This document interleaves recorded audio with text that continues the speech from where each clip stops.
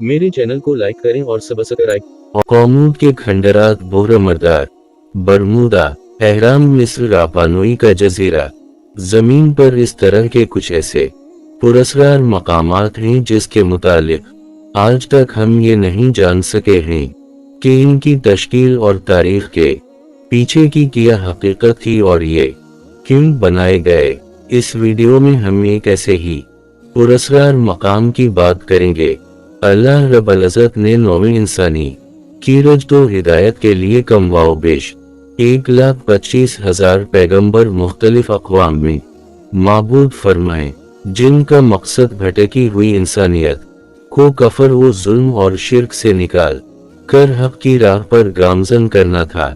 जो शख्स भी मनसब नबूवत पर फैज किए गए, इन्हें इल्म, हिकमत, तदब्बर, बसीरत, बशारत और गैर मामूली मुजज़्ज़ात अता की गई थी, जिनमें एक मुअज़्ज़ज़ नाम हज़रत सुलेमान अलैहिस्सलाम का है, जिनको अल्लाह ने मशरिक़ से मग़रिब तक अज़ीम उश्शान सल्तनत का मालिक बनाया था। नीज़ बेशुमार मुजज़्ज़ात अता किए थे, जिनमें एक मुजज़्ज़ा जिनों का आके होना था। हज़रत सुलेमान अलैहिस्सलाम के लश्कर की छावनी में 52 फुर्सत जिनों के लिए, 52 फरसखत इंसानों के लिए और 52 जानवरों के लिए थे।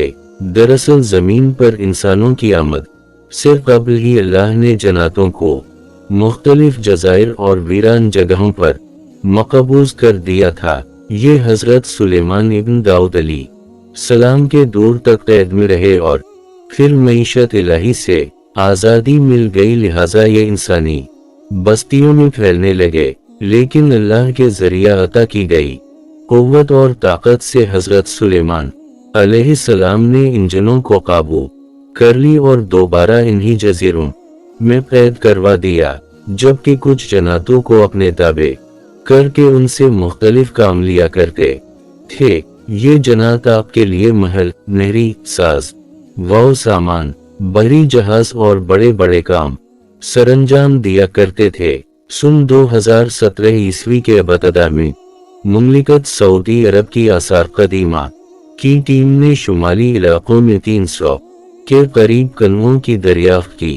ये कनवें सऊदी अरब की शुमाली सरहद के नज़दीक रिफा से 100 किलोमीटर जुनूब में वाक़े लेना गांव में मिली। ये कनवे निहायत ही सख्त और जमीन में खोदे गए थे, जो इंसानों की बस की बात नहीं है। कनवों की गहराई बहुत ज्यादा, जबकि दहाना छोटा था। इनमें ज्यादा तर्क में हवादीस जमाना का शिकार होकर खत्म हो गई, ये जमीन में धंस गईं। इन कनवों के मुतालिक ये कहा जाता है कि ये कनवे हजरत सुलेमान अलैहिस्सलाम के जन्नत ने तब खुदा था जब बीत अल मक़दस से यमन की तरफ आप की अजीम फौज सफर कर रही थी।